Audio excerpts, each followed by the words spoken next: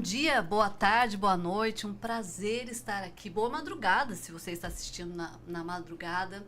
Hoje o podcast é sobre psicossomática, é o segundo episódio do podcast do Crescendo. É uma alegria pra gente estar aqui. Eu estou aqui com o Cassiano de Oliveira, a Ana, a Edna, são todos voluntários do Crescendo, coordenadora e fundadora do Crescendo, a Edna. E aí a gente vai pensar as dores da alma que têm efeitos no nosso corpo, que são as doenças psicossomáticas. E como elas existem, não, gente? O pai da medicina, Hipócrates, diz assim que mais importa sabermos quem é a pessoa que tem aquela doença do que doença tem aquela pessoa. É importante que possamos entender que história de vida aquela pessoa que manifesta aquele sintoma orgânico habita. Como é que essa pessoa lida com os próprios sentimentos ou não lida, reconhece o que está passando com ela ou não, e pode ou não cuidar disso para que exista um processo de elaboração. Certo, Cassiano? Certo, bom dia. E de fato, a psicossomática é hoje uma ciência, né? Ou um modelo de investigação em saúde que já é uma preocupação que acompanha os primórdios da medicina, como você bem mencionou. Ela já estava, a relação entre o médico e o paciente já era uma preocupação hipocrática no início da medicina.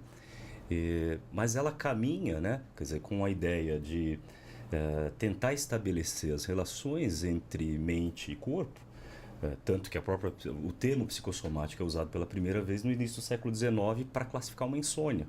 Quer dizer, um médico alemão propõe o termo psicossomático para categorizar uma insônia no qual ele não encontrava um correlato biológico, né?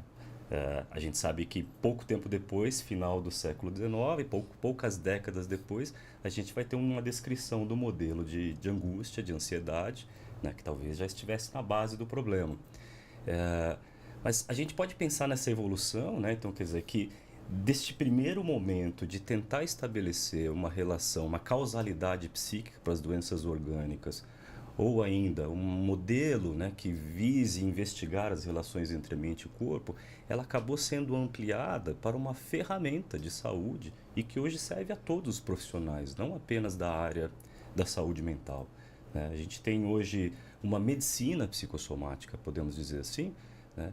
Talvez até pegando a ideia de que entendemos hoje, né, uma medicina mais integrada, uma ciência da saúde que tem um modelo mais global, mais holístico, né, e no qual poderíamos dizer que não são as doenças psicossomáticas, mas o homem é psicossomático por definição.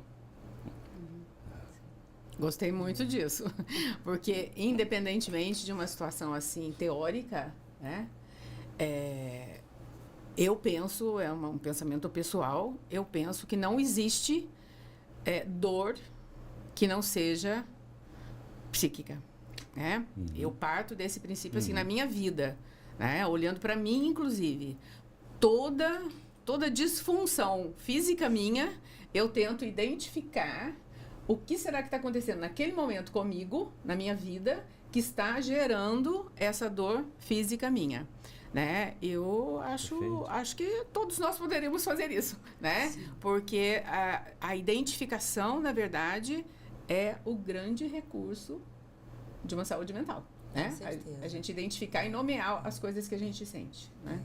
Eu acho que ao longo, né, que é desse pensamento lá muito antigo de ter um homem visto por inteiro, né? Não separar mente e corpo, foi uma coisa que depois, ao longo do desenvolvimento da ciência, ela teve que fazer, né, nos métodos científicos, as ciências exatas, as ciências humanas, e acabou deixando essa sensação de que a gente é duas coisas separadas, e não. O tempo todo você está se relacionando, seja com a sua realidade, com a sua realidade emocional, ela é sempre muito subjetiva. E isso foi ficando meio não visto, né?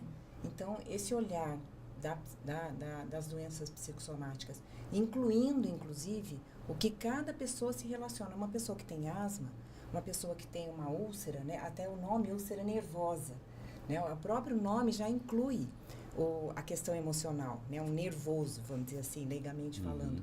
Então, cada pessoa vai se relacionar com aquele sintoma de uma maneira, e a gente tem que ter esse olhar, não pode ser só um olhar médico, físico e tudo mais, né? A gente não pode passar por essa desintegração, porque é uma violência, né, com o nosso mundo afetivo. Acho que mais ainda, a gente precisa de ter este olhar antes até mesmo de consultar um médico, não é? Essa ligação dentro de mim precisa de ser integrada, né? O que está acontecendo comigo agora que eu estou com dor de cabeça? O que está acontecendo comigo agora que eu estou com dor de ouvido? O que está acontecendo comigo agora que eu estou com uma úlcera nervosa, né? Que às vezes quem tem um sintoma psicossomático vai no médico.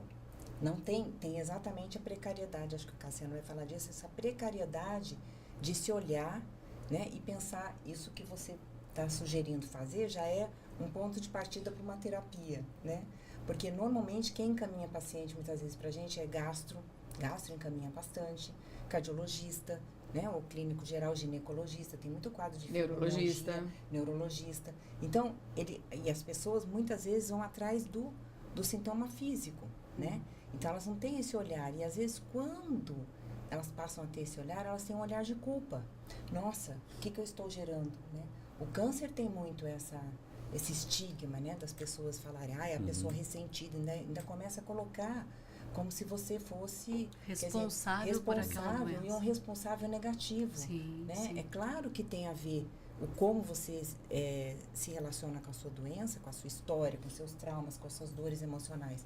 Mas normalmente, primeiro vem o olhar físico, né? E não esse olhar, que nós somos psicólogos, nós já somos profissionais da saúde, então a gente já se olha muito, né, e faz esse convite num atendimento terapêutico também, né? Sem dúvida. Exatamente, quer dizer, se fala muito, inclusive, em psicanálise de uma violência da interpretação, né? Quando o sujeito, a pessoa fica responsável ou responsabilizada pela sua doença. Né? Acho que nesse sentido a gente pode falar também de uma evolução do conceito de psicossomática, quer dizer, ela surge como uma tentativa de explicar, a partir de uma causalidade psíquica ou emocional, uma doença orgânica, mas ela deixa com o tempo de abordar o fenômeno psicossomático e passa a ser mais um ponto de vista psicossomático. Né? Essa ideia de que nós vamos... É como se nós tivéssemos, né, a vida mental, e acho que essa é a nossa grande contribuição como clínicos em psicologia ou psicanalistas, né, como uma ferramenta, a vida mental como uma ferramenta para dar conta das circunstâncias da vida. Né? Eu gosto de pensar a mente como um anteparo, né, assim, a possibilidade de dar conta, de assimilar o que vai acontecendo comigo. E muitas vezes a gente encontra em determinadas situações, sobretudo nos problemas que hoje, como a Ana mencionou, chamamos de nervosos, um prejuízo dessa capacidade. Né? Por vezes ela está bloqueada ou ela está comprometida. Né? Ou muitas vezes a gente vai encontrar pessoas que já se constituem com um comprometimento desde o princípio. Já a partir de um período infantil, por exemplo, por uma guarda perturbada, né? por situações que chamamos em psicanálise de traumáticas. Né? Nós poderíamos dizer que o corpo é o inconsciente, é uma manifestação do inconsciente visível? O que você acha, Cassiano? Essa é uma boa pergunta, porque num primeiro tempo, em psicanálise, né, se a gente voltar para a perspectiva freudiana, ele vai fazer uma distinção e na qual ele acaba especulando que os fenômenos psicossomáticos eles não têm um correlato no inconsciente como as outras manifestações psíquicas. Ao contrário, esta ideia de um inconsciente visível na doença implica um conflito mental, um conflito intrapsíquico que encontra um lugar, né, dentro, encontra um lugar internamente na vida mental. Ou seja, ele tem um sentido. Muitas vezes, o que se especulou primeiro, inclusive nas descargas ansiosas ou de angústia, é que faltava esse sentido. Então, talvez essa visibilidade do conflito, né, este corpo que é capaz de inscrever um sintoma por conta, né, de um transbordamento da vida mental, ele está desprovido de um significado. Sim. A gente pode pensar que talvez a função dos analistas, né, dos psicólogos clínicos em psicossomática, é auxiliar as pessoas nesse sentido, né, de traduzir a própria vida, de criar possibilidades, né, de mentalizar os seus acontecimentos de vida. E quando dizemos a respeito de uma mentalização, falamos em linhas gerais de uma atribuição de sentido. Sim. Né? Justamente porque parece que este, muitas vezes, é o prejuízo ou o bloqueio dessas pessoas, né? Em determinadas condições. E aí também relacionado ao pré-consciente já, né? Porque se você tem um sentido, se você consegue Já não é ter um mais tão sentido, inconsciente. muitas vezes um luto, né? Quantas pessoas muitas vezes passam por um luto muito forte e elas vão levando a vida como... Elas não vivem aquele luto, não acolhem as emoções, não conseguem receber a tristeza, né? Conviver com aquilo. E depois de um tempo elas têm uma doença, né? Então, muitas vezes você vai chegando, né? Buscando aquela associação. Muitas vezes as pessoas também têm, como é que eu falo? Aniversariam certas situações da vida, né? Que elas conscientemente não percebem, mas está ali. Aí, de repente, o que aconteceu nessa data? Tará? Ela, nossa, aconteceu tal coisa, né? Alguém ficou doente ou perdeu o emprego. E aí você vê que daí, a partir daquele momento, parece que se desenvolve um sintoma.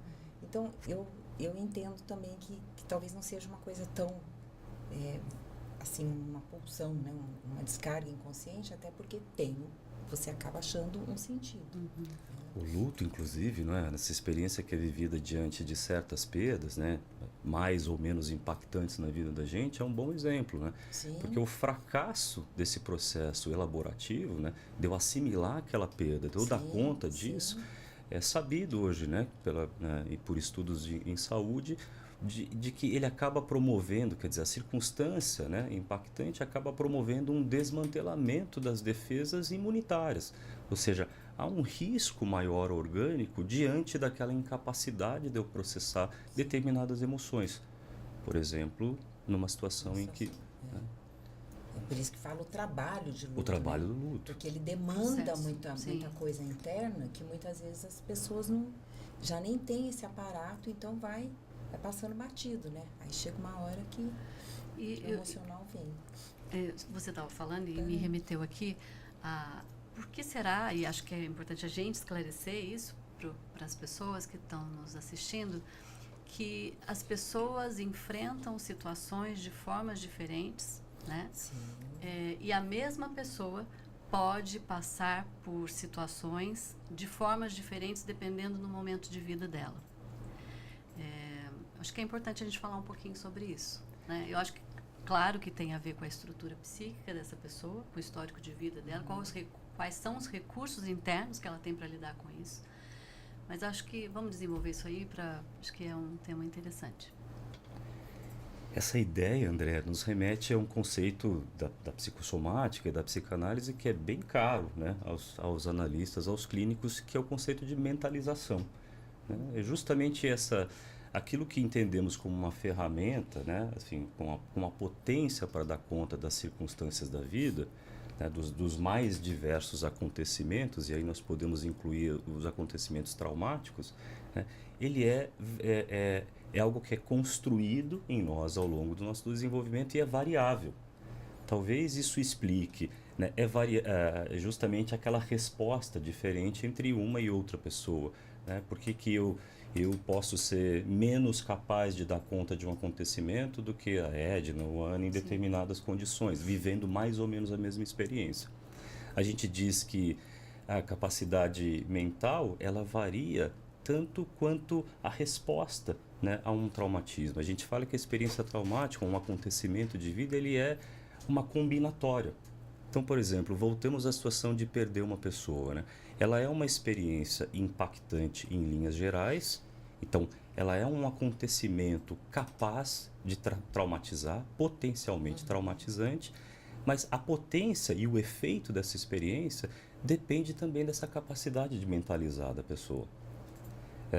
Então, depende, em outras palavras, dos recursos que ela dispõe, que ela construiu ao longo da sua história, ou dos recursos que ela dispõe naquele momento de vida. Porque se ela é alguém também bem mentalizada, mas que enfrenta sucessivamente experiências traumáticas, ela pode se desorganizar. Sim, exatamente. Né? A gente fala num processo de estresse mesmo, né? Né? É um pouco daquela máxima, a gente costuma muitas vezes, né, brincar com isso, dizendo assim, ó, a pior coisa que pode me acontecer quando eu tenho um problema é que me apareça outro. talvez, né, eu seja capaz de dar conta apenas de um desses problemas. Um segundo pode ser demais para mim. Sim, Né? sim. Que aí a gente vai para o conceito de trauma, né? O que é o trauma? A gente pode falar de algumas maneiras, assim, mas, grosso modo falando, o trauma é quando eu passo por uma experiência que é maior do que eu posso aguentar naquele momento. Eu queria É que você uma forma de dizer, sim. Acho que, né, a gente vai tentando dar conta disso, né, o tempo todo. O conceito de um traumatismo, né, ele é amplo, bastante mesmo na psicanálise, ele se refere a todos os acontecimentos de vida. E é importante notar que, justamente por conta dessa variação, né, da competência elaborativa de cada um assimilar suas experiências, o traumático pode ser muitas vezes para um insignificante ao outro. Né? Tem, de uma forma poética, poderíamos dizer assim, que um cisco no olho, num dia de sol, poderia ser traumático. Depende da pessoa que experimenta. A outra pessoa simplesmente acabou o problema. Eu acho que não só depende da pessoa que experimenta, como também, assim, voltando um pouquinho a uma fala sua, gostei muito da palavra transbordamento, porque se a gente pensa em psicossomática, a gente não vai pensar em trauma. Não é? A gente pensa num transbordamento direto daquilo que está dentro de mim. Aquilo, várias correntes de psicologia, até mesmo talvez diferentes posturas psicanalíticas, podem chamar de tensão, né? Vamos de novo para a questão da tensão psíquica. O que transborda e por que transborda em mim e não no outro? Agora tem o acréscimo também do que eu quero falar. Transborda em mim em alguns momentos e não transborda em mim em outros momentos. Por exemplo, a perda de um filho e depois a perda de um outro filho. As reações podem ser, nós estamos falando de perdas, né? Inclusive, as reações podem ser completamente diferentes naquela situação, né? Ou uma alegria diante de um fato, existindo um transbordamento, né? De tensão, inclusive, porque a alegria também gera uma questão econômica no psiquismo e a tensão aparece, né? A gente pode pensar, eu acho que o Freud é sensacional nesse sentido, porque ele pensa, ele dá uma explicação muito assim prática, né? Tudo que eu não consigo lidar bem, que é o que você falou, né? Não no sentido do trauma agora, mas aquilo que eu recebo e fica indigesto, se transforma em tensão de alguma forma. E essa tensão vai ou seguir o caminho do trauma, ou de alguma coisa que ficou indigesta e eu tenho que tentar elaborá-la com processamento mental, ou, segundo Freud, principalmente Melanie Klein, com processamento simbólico, não é? Que é a mesma coisa, né? Melanie Klein, ela é clara nesse sentido. Principalmente pensando numa criança, né? Quanto mais capacidade simbólica essa criança tiver, mais criativa ela será, e a criatividade, inclusive, é um indicativo de saúde mental. Sim, né? certeza. Então, a mente que simboliza é uma mente que pega aquilo que poderia, voltando ao nosso tema, poderia se transformar num transbordamento e aí sim tomar um caminho via orgânico, via o organismo, o corpo físico, né? E a simbolização, ela evita isso. Né? Ela proporciona um entendimento, uma compreensão de um jeito mais elaborado e preventivo ao próprio corpo. Então, o ser humano, eu tenho trilhões de experiências nesse sentido, às vezes situações repetidas na minha vida, e reações completamente diferentes. Por quê? Porque naquele momento X eu estava mais vulnerável, eu estava mais fragilizada. No outro momento eu estava com outro humor, com outra postura diante da vida naquele momento. E isso sim acaba repercutindo em reações diferentes. Mas eu acho que é um tema, é uma palavra muito boa para a gente pensar em psicossomática, esse transbordamento. Muito boa essa palavra. E acho importante também a gente localizar as idades, né? Porque vamos dizer assim, você tem, sei lá, 5, 6 anos de idade, você tem determinados recursos. 10 anos, adolescência, você tem outros recursos dentro da sua mente. Você pensa de uma determinada maneira e reage e usa certos, né, mecanismos de defesa próprio daquele momento. Também da circunstância, até pegando essa questão, não de luto, mas de nascimento de filho, né? Se você tem um filho e a sua vida está lá tranquila, empregado e mais ou menos relativamente bem, ok. Agora, se uma pessoa tem um filho com uma questão econômica, sei lá, perdeu o emprego, está com uma doença, você vai ter um transbordamento diferente mesmo, muitas vezes com uma alegria, né? Com uma questão assim. Então, essa relação de também ver a fase, a idade, né? A circunstância que você está e o como você reage, muito diferente, precisa ser levado em conta, né? Porque às vezes também, até por conta de uma primeira situação, você já desenvolveu uma ferramenta, né? O que a gente às vezes vê muito na situação dos pacientes psicossomáticos é que tem uma neutralidade, essa dificuldade de perceber já, muitas vezes, não só desde a infância, como também de olhar a si mesmo dentro daquela circunstância. Então, vai passando muito batido. Então, né? essa neutralidade, assim, eu acho que se atribui... a pouca mentalização Exatamente. que o Marti fala. Exatamente. Né? Essa dificuldade. E se a gente pensar hoje, gente, olhar a nossa vida contemporânea, lotada de estímulos, estimulação e tudo isso, a Júlia Kristeva, né, naquele livro dela, as dores, as novas doenças da alma, ela fala, quem tem tempo hoje para ter uma alma? Será que a gente tem, né?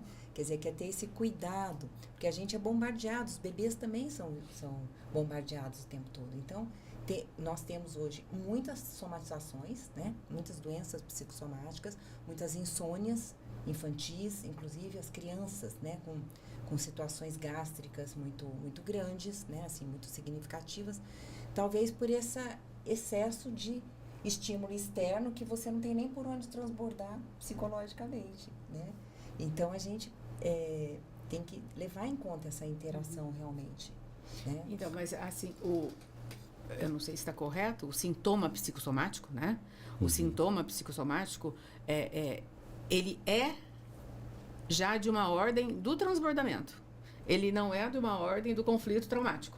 Perfeito. Isso é da neurose, sim, né? Isso é da neurose. Isso é da neurose, né? Então, antes de chegar no corpo, chegou no corpo aquilo que estava desgovernado, aquilo que estava doído na minha mente, chega no corpo porque já transbordou antes.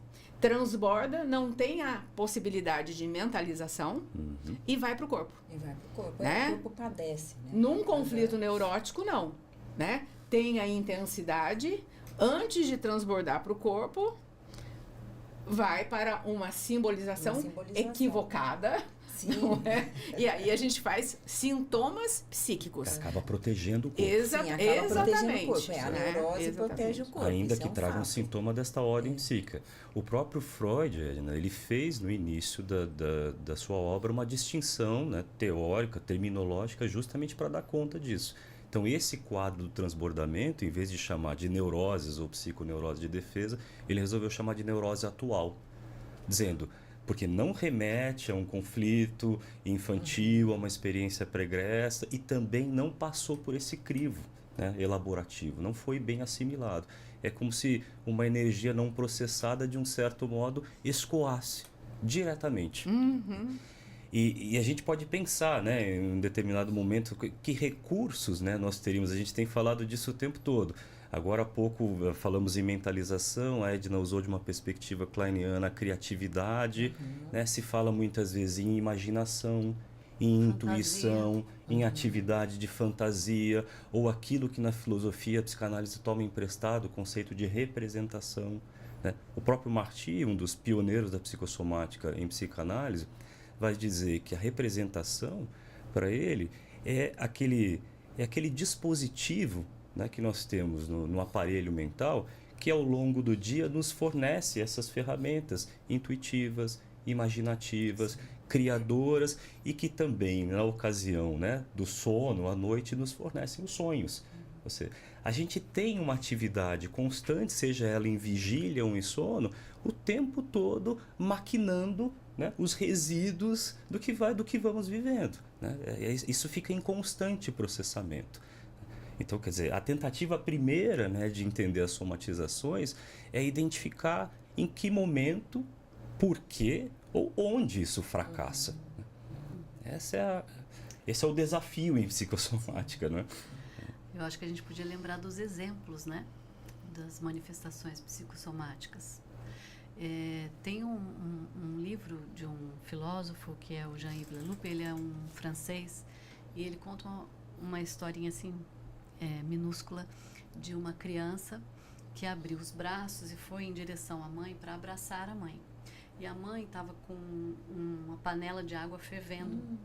E quando a criança veio, a água fervendo caiu sobre o corpo dela, sobre, né, o peito dela, o coração dela.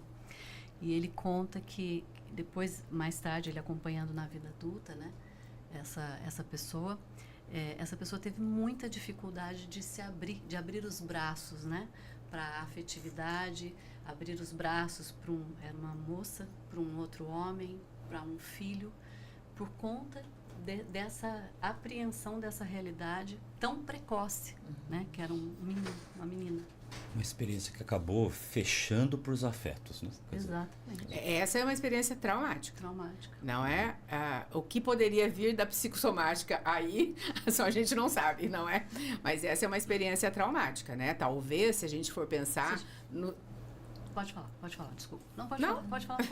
Talvez, se a gente for pensar inventando, não é? Uma questão assim, aqui essa queimadura levou, né, a uma febre permanente, aí sim. Mas a experiência do contato social, da dificuldade afetiva, já coloca esse indivíduo numa experiência traumática. Agora, a gente pode começar a construir exemplos, né, de uma situação onde acontece vou usar a sua palavra novamente que eu amei, o transbordamento, né, no corpo. A Ana Laura já citou aí a questão da úlcera nervosa. Úlcera, retrocolite, síndrome de intestino irritável. Vocês dois me ajudem. O que não é? Crônica. O que não é? As doenças gastrointestinais, a gagueira, a cegueira. Muitas vezes, em as alguns alergias, momentos, as dermatites. As dores, de forma geral. Sim. Né? Muito boa a colocação das doenças da alma, as novas doenças da alma. Parece que essa lista, desde a primeira classificação lá da insônia, né, início do século XIX, ela vem aumentando ao ponto de muitos, né, clínicos e autores dizerem que não há mais doenças psicossomáticas, ou que chamar uma doença de psicossomática seria uma redundância, né? Porque ela está sempre atravessada, seja porque o sujeito mentaliza, seja numa boa ou numa má mentalização, ela tem esse atravessamento. É mesmo o desafio, né? Nós estamos já voltando para aquela perspectiva integrada, como falávamos no início, uma visão mais global, mas isso cria uma resistência em nós, porque desde o racionalismo, o início da ciência na filosofia, nós estamos lidando com essa separação, com essa dualidade corpo e mente. Então nos parece ainda, né, ainda é muito desafiador encarar uma determinada afecção a partir dos dois planos, né? Não fazendo essa separação. Pegando um exemplo, que já que você deu esse, a Joyce McDougall, que é uma psicanalista que dedicou toda a obra dela na psicossomática, ela tem um artigo que ela fala dela, que ela tinha uma alergia enorme quando ela ia para uma fazenda que era da avó dela, né? E todo mundo achava que era por causa do leite, que era tirado na hora e todo mundo bebia, tal e tal. Então ficou aquilo que ela ficava toda embolhada, toda com urticária, tal e tal. E aí depois, né, ela contando que depois com o tempo, conforme ela foi crescendo, ela percebeu que o leite que chegava na casa dela, também quando eles voltavam para a cidade, também vinha da mesma fazenda. E que na verdade, ela não tinha urticária. Só que ela tinha um horror da avó. A avó, o apelido dela acho que era Mater, sei lá. Eu sei que era uma avó super tirana. E ela não gostava da avó e tal e tal. E aí ela brinca no próprio texto. Ela fala assim, pois é, a minha alergia não era do leite. Era da raiva que eu sentia da minha relação, que eu sentia com a minha avó. né? E aí ela descreve várias, como se fosse uma autoanálise, assim, dela tá percebendo tudo isso. Então é muito interessante, porque as dermatites, né? A gente vê também muitas vezes essas reações muito alérgicas como se um jeito de ser colérico na pele, né? Você fica inflamado, você fica com urticárias e tudo mais, só que isso não tá ali no transbordamento até do bebê, né? No relacionamento com o ambiente, enfim, ou no relacionamento com a mãe, com o pai, com quem cuida. Então ela mesma vai dando alguns exemplos até dela, quando ela foi percebendo, né? Que ela falou, nossa, por muitos anos depois que eu percebi que eu não tinha alergia do leite, né? Era da avó, era a avó que eu tinha relação ali. Perfeito. Então é muito interessante. E o exemplo dela é muito bom e acabou levando a própria Joyce a um conceito que se tornou referência também psicossomática. Ela vai dizer, as manifestações, então, elas têm uma relação direta com o afeto. Por exemplo, a raiva que eu sentia, mas ela vai dizer, não era uma raiva trazendo para a distinção entre neurose da qual eu me defendia. Sim. Né? Era uma raiva que eu ejetava. Ela vai falar, o problema é da ordem afetiva, dos afetos, mas é como se eu fosse desafetado. Ela usa muito Assim, desafetação. ela fala de uma ejeção do afeto, aquilo não está mais presente em mim. Né? E é esse distanciamento de mim, né? Justamente, quanto mais eu evito, né? Isso tende uma potência traumática, é mais agressivo em relação ao corpo. Então, eu acho, ouvindo vocês dois falarem, acabei pensando numa situação, para dar um exemplo mais prático e um exemplo, assim, que diferencia. Se eu estou com raiva e dou um soco na parede, isso é uma coisa. Se eu estou com... Quer dizer, isso é uma coisa não, vamos explicar. O meu psiquismo... Sim, tem uma ação. Exatamente, uma ação mental. E depois me fez partir para uma ação comportamental, psicomotora. Se eu estou com raiva e faço uma alergia, é psicossomática. Isso. Não é? Exatamente. Eu acho que isso é legal para quem está nos assistindo. Primeiro pensar que uma alergia nem sempre vai significar raiva, né? Sim, Cada sim. A Ana Laura está falando sobre o exemplo dela, né? Geralmente mas não se sintam acusados por isso, porque pode não ser, não é porque a raiva é quente, né? Sim. E a raiva estoura no corpo, muitas vezes, sem a gente se dar conta, né? Então, esse ponto que você está levantando, Edna, é muito importante, porque tem até manuais de doenças psicossomáticas, que você teve isso, é porque você é assim, né?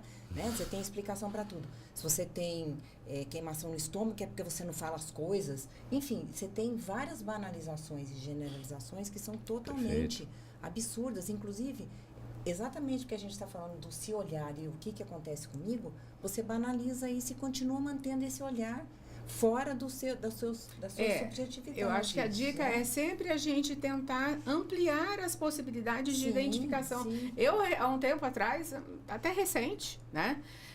Eu acordei com uma vermelhidão aqui assim, né? E aí, a primeira coisa a hora que eu olhei no espelho, eu falei, nossa, onde é que eu estou sofrendo?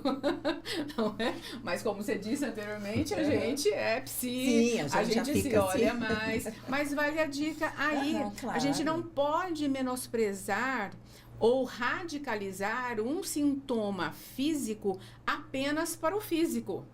Eu acho que é um recado, inclusive, que eu quero dar para os médicos também, né? Para começarem a trabalhar com essa parceria, médico e psicólogo, né? Para que a gente possa cuidar das pessoas que nos procuram de uma forma mais integrada, de uma forma mais ampla. E aí a primeira pergunta que eu me fiz foi essa: onde é que eu estou sofrendo? Depois eu fui para perfume, fui para batom, será que eu estou com uma alergia especificamente a algo? Mas mesmo assim, mesmo uma alergia especificamente a algo, ao leite, por exemplo, não é? Já quer dizer uma vulnerabilidade psíquica ou emocional naquele momento. Então, eu acho, assim, isso muito bonito, essa proposta, e curativa também, não é? Porque à medida que eu identifico, eu vou sabendo mais sobre mim. Sim, não é? Sim. E aí eu começo a me entender, não só a mim, eu sempre gosto de pensar em pai e mãe. não é? Nos cuidadores das crianças, pais, professores, não é? Porque a criança, ela é um ser transbordante por natureza, né? Sim. Não psicossomaticamente falando apenas, mas ela é um ser visceral, faz parte do desenvolvimento infantil, faz parte da adolescência, esse transbordamento de vida, de libido, né? De dentro para fora, né? Claro, transbordamento. Porém, alguns tipos de transbordamentos, eles podem ser melhores vistos Sim. pelos pais, não é? E ser considerados como o que meu filho tá querendo dizer com essa diarreia. Inclusive, porque é importante a gente pensar em termos das famílias, dos cuidadores, dos pais, como é que uma mãe, né, uma cuidadora, pode ensinar o próprio filho a se perceber. Muito bom. Né? Como que eu posso passar para o meu filho essa percepção de si mesmo, né? É claro que partindo da percepção da própria mãe em relação a si própria e em relação ao próprio filho. Isso é assim curador para a vida, né? Se a gente for pensar em termos dessas doenças orgânicas e tantos outros aspectos assim da vida psíquica. E até bebê, né, Andréia? Até bebê. Porque no caso do... Não, pode ir. No caso do bebê, a mãe tem que nomear. Filhinho, você tá assim, será que é por causa disso? Isso vai entrando, internalizando, né, no bebê e, sem dúvida, será frutífero no futuro. Agora, uma criança que já consegue se expressar, não é? Eu tô com dor de barriga. O que será que você comeu? Geralmente a primeira coisa que a gente pensa, né? O que será que você comeu? Sim. E depois, o que será que isso quer dizer? Eu acho que para a área da educação isso é muito importante, para a área familiar. Aí, pegando uma coisa que a Ana Laura falou, a mãe tem que ter alma. Os cuidadores têm que ter alma para poderem receber as expressões psicossomáticas dos filhos e retraduzi-las, né? Para que eles mesmos possam até fazer já uma identificação depois já, porque assim a gente tem os pontinhos frágeis dentro da gente, né? Cada um tem, né? Eu tenho as minhas expressões psicossomáticas, né? Elas são bem marcantes e elas são repetidas diante de situações variadas, né? Então eu já sei sobre mim isso. Então, imediatamente eu já penso, opa, peraí, o que está acontecendo? Onde que eu estou sofrendo? Qual é a minha dor? Por que será? Né? Agora, eu acho que os cuidadores, melhor falando, né, Andréia? Os cuidadores precisam de, tendo alma, não é? Ajudarem os filhos a desenvolver a sua própria alma. Sim. Né? Nossa, isso é fundamental. Fundamental. E é importante esse reconhecimento, né? Mais ou menos... porque temos todos esses pontos, né? O que na medicina seria o local de menor resistência. Quer dizer, a gente pode, seja por até uma predisposição genética, esse reconhecimento, né? É uma informação que eu tenho a meu respeito, né? Dos pontos mais frágeis, onde eu tendo a ser abatido em determinadas situações. A propósito dessa educação que a gente faz, né, ela acabou levando as especulações mais atuais inevitavelmente para o trabalho com mães e seus bebês. Né? A psicoterapia mãe-bebê vem cada vez ganhando espaço dentro de uma perspectiva psicanalítica e psicossomática, justamente por conta dessa relação passamos a entender, né, que esta nomeação, que essa tradução, decodificação do mundo, que essa apresentação é o que vai constituindo aquilo que chamamos de uma boa mentalização.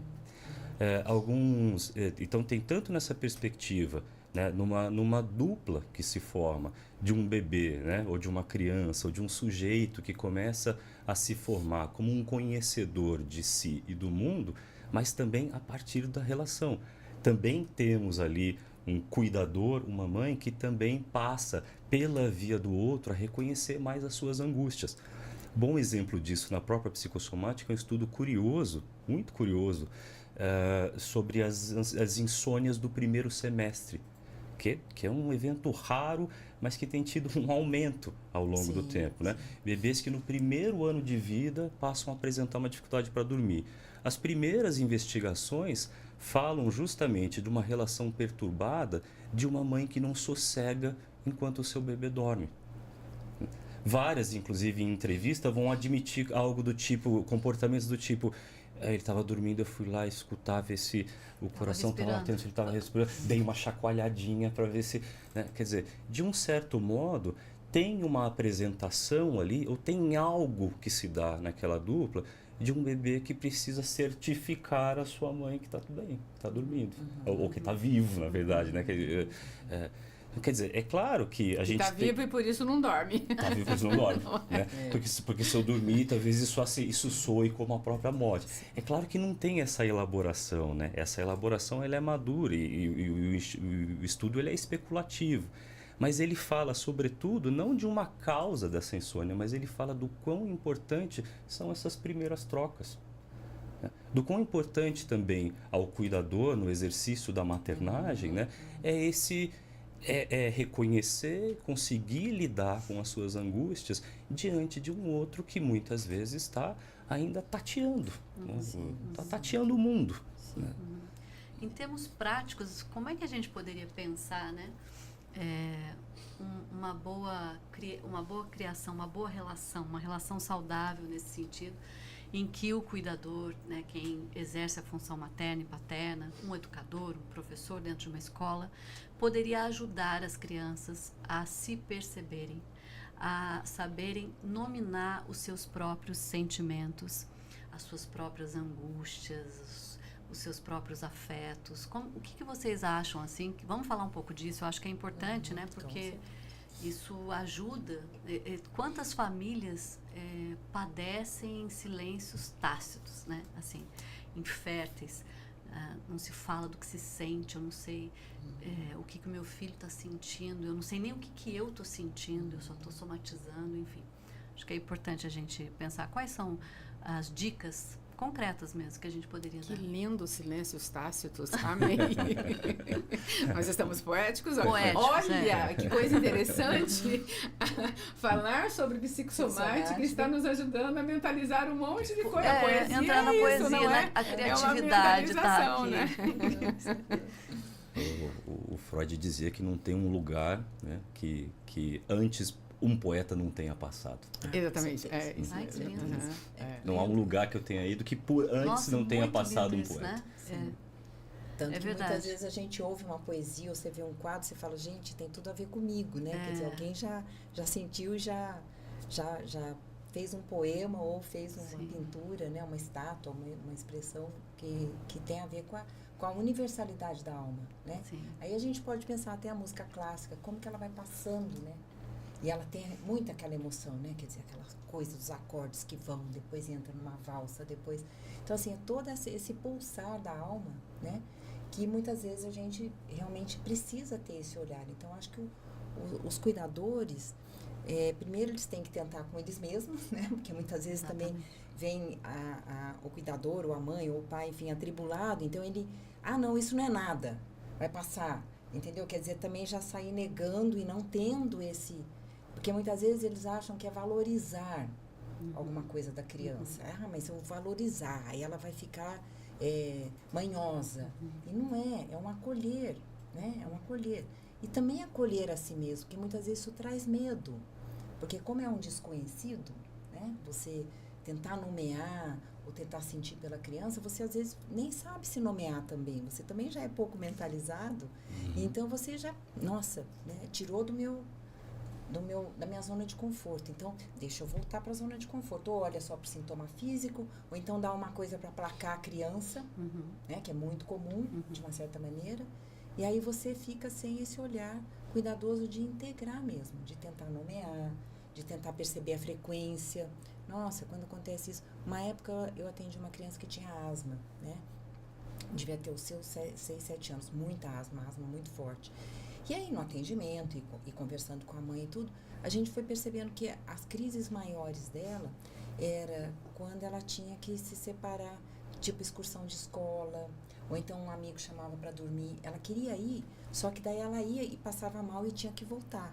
Então, assim, foi localizando um pouco e foi conversando. A mãe até foi ajudando, né? Falando assim, olha, Você pode ligar se você não ficar bem e tal, mas pensa bem, toda vez que você vai para algum lugar mais desconhecido, você fica com mais crise, né? Então, quer dizer, aquilo foi sendo nomeado, né, de uma certa maneira. E a criança pode ir sim, conhecendo ela pode, isso dentro exatamente. dela. Sim. Agora, de qualquer maneira, também é uma coisa importante, tanto dos médicos acolherem esse lado, nós também, como psicólogos, também alguém chega com, eu tenho enxaqueca, eu tenho gastrite nervosa, mas eu nem faço nada porque eu sei que é assim, né? Não, você tem que buscar, você tem que ir no médico, porque você tem úlceras que são bacterianas, né? Enfim, virais, eu não sei como é que é a categoria, mas você tem gastrites que tem a helicobactéria lá, enfim, você tem várias coisas. Uma asma precisa ser cuidada, enxaquecas, tem que ir no neurologista, né? Enfim, então tem esse contraponto também da gente, como profissional da saúde mental, também ter esse olhar de, opa, vamos ver o que... Eu costumo brincar com os meus pacientes. Se eles se queixam de alguma situação física ou fisiológica, vai para o médico para depois eu interpretar com a consciência tranquila. Que é só interpretação, é uma técnica da psicanálise que nada mais é do que fazer a pessoa ter consciência do que está se passando com ela, né? Então eu acho que sim, sem dúvida, esse seria o meu recadinho final, né? A parceria mesmo dos dois lados para que a gente possa trabalhar o indivíduo como um todo, né? Perspectiva integrada mesmo, né? Acho que inclusive na questão que a Ana coloca também, né? Levanta uma outra na história do acolhimento, né, na perspectiva da gente poder acolher alguém, também me fez pensar, né, naquela outra via do cuidado que muitas vezes precisa ser fornecido ao cuidador. Né? A gente sabe que muitas, né, por exemplo, se diz que as depressões, né, que aproximadamente 40% dos casos de depressão de moderada a severa na vida adulta remontam a um cuidador deprimido no passado. Olha. Sim. Então, quer dizer, muitas vezes também estamos diante de certas circunstâncias de alguém que se vê incapaz de fornecer o cuidado, né, de fazer uso daquela mecânica, né, que apresenta e nomeia e interpreta o mundo. Então, às vezes a gente vai lidar com isso já lá adiante de uma situação que foi prejudicada ou foi perturbada no passado, né, e como você não tem como voltar naquele tempo. Então, muitas vezes o trabalho é também, né, um trabalho regressivo, né? Um trabalho de retomada, né, de algo que falhou. Né? Você tocou num ponto que eu acho interessante, a gente pensar na árvore genealógica das doenças da família. Né? É uma coisa impressionante como, se a gente for pensar em termos de repetição, né, as doenças se repetem nas gerações. Né? É muito comum nós encontrarmos famílias constituídas de determinada manifestação patológica orgânica. Né? E isso tem um significado. Sem né? uma correlação sem biológica. Uma correlação biológica. Vários estudos tentam provar, por exemplo, a maior incidência do alcoolismo em certas famílias. Todos eles ainda não conclusivos, porque provavelmente, né, sugira que não estamos falando de uma transmissão genética ou de uma hereditariedade. Na mesma perspectiva das depressões, né? Quer dizer, não tem ali uma raiz biológica ou orgânica. Agora, eu posso, né, me servir a partir de certos exemplos ou da própria relação, né, de ferramentas, ainda tomando, por exemplo, a questão das dependências químicas. Né? Muitas vezes o que se observa, se eu convivi, né, ao longo de toda a minha história da juventude com um pai ou, né, com cuidadores alcoolistas, eu posso, né, ainda que de uma forma não deliberada, fazer uso disso em determinados momentos de vida. A dificuldade, eu assimilei aquela como uma ferramenta possível, né, para dar. Mas aí passam por caminhos de identificação. Caminhos de identificação. A gente pode pensar, enquanto a Andréia e você estava falando, eu pensei, pressão alta, como que a pressão alta é uma, né, falando pessoal no sentido leigo mesmo, né? Como que é algo que se repete, problemas renais, doenças cardíacas. Problemas cardíacos, dores de cabeça, né? Enfim, são situações que realmente têm, independente do olhar físico ou fisiológico, não é? Mas tem uma questão assim que se passa né? No sentido da identificação psíquica como um caminho para eu expressar o quê? A minha dor. A minha Exatamente. dor. Algo como uma Exatamente. patologia do Alguma grupo, patologia. da família, né? Sim, E que aí vai entra- diretamente no aí corpo, entra um né? certo comodismo, né? Ah, eu tenho enxaqueca, porque a avó, porque não sei quem tem. E aí você toma aquilo como caminho. Uma Nem- resignação, Uma não é? resignação. Uma- e aí uma aquilo marca nem aí, te né? desacomoda. Nossa, por que eu tenho tanta enxaqueca? Então vou tentar ver o que isso tem a ver comigo ou não, né? Quer dizer, você não se descola dessa hereditariedade. Então, isso né? é muito... Eu acho que isso responde um pouco à sua A pergunta anterior. genealógica. Sim, A sua pergunta anterior, né? Ainda, no sentido do como os cuidadores, o que os cuidadores devem fazer, né? Acho muito importante a gente quebrar ciclos Sim. de repetição, Sim. né? A psicanálise, ela fala muito sobre essa questão da repetição. Então, se eu tenho como cuidadora, como pessoa, filha, neta, né? Sobrinha, se eu tenho algo em mim, não adianta eu falar pro meu filho e puxou a mim. Eu puxei a avó, eu puxei, né? E tem problema no intestino? Puxou a mim. Tem diarreia, tem dor no estômago, dor de cabeça? Puxou a mim. Não, vamos além. Então, o que a gente pode fazer? Estou pensando em Melanie Klein de novo, né? O que a gente pode fazer para os nossos, quando esses nossos estão expressando dores no corpo? Em primeiro lugar, Melanie Klein usa um termo, bem assim, conceitual dela. Nós precisamos de ser, os cuidadores, precisamos de ser continentes. O que é o continente? É exatamente um recipiente que segura, um recipiente que comporta a dor do outro. Assim como nós, psicoterapeutas, né, de qualquer linha teórica, técnica, a gente precisa de aprender, inclusive, desenvolvimento de competência, muitas vezes. Tem pessoas que já têm isso como dom. Tem outras pessoas que têm que desenvolver esse talento, né? Tem que desenvolver a competência para isso. Sermos continentes. O Winnicott fala em ambiente de sustentação. Exatamente. Holding, né? Isso. O próprio Marty vai falar também de uma função materna. Quer dizer, parece que em toda Toda teoria tem essa uma linguagem preocupação, muito... né? Por quê? Porque o outro, ele não é determinante, mas ele é muito importante na vida de alguém, né? Então, se esse outro, de alguma forma, consegue ser continente, e aí vem a palavrinha chave dessa questão, e conseguir amparar aquela manifestação física naquele momento, não achando que seja mimimi, não achando que seja manipulação, Ouvir, que é né? birra, Pensar. que é birra. Não, vamos olhar, né? Vamos olhar. Se precisar, vai ao médico. E se não der jeito, levar no psicólogo, não é? Para identificar as causas para aquilo. Então, nós, dentro de uma família, e não importa a função, pode ser função paterna, pode ser função materna, pode ser até a função da babá, de um irmão mais velho, né? Ou de companheiros, né? Que residam juntos. O outro, ele deve ser importante para mim no sentido de que ele vai sinalizar o que está acontecendo comigo.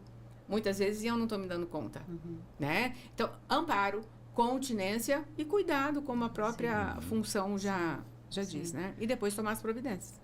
Perfeito, isso mesmo. É bastante coisa, hein, gente? É bastante coisa. E a gente ficaria aqui, né, por muito mais tempo, mas não podemos, porque senão o Isaac vai nos matar. E a gente vai ter que encerrar o podcast hoje. Foi um prazer enorme tê-los aqui conosco. Meu também. Muito obrigada e espero que vocês gostem.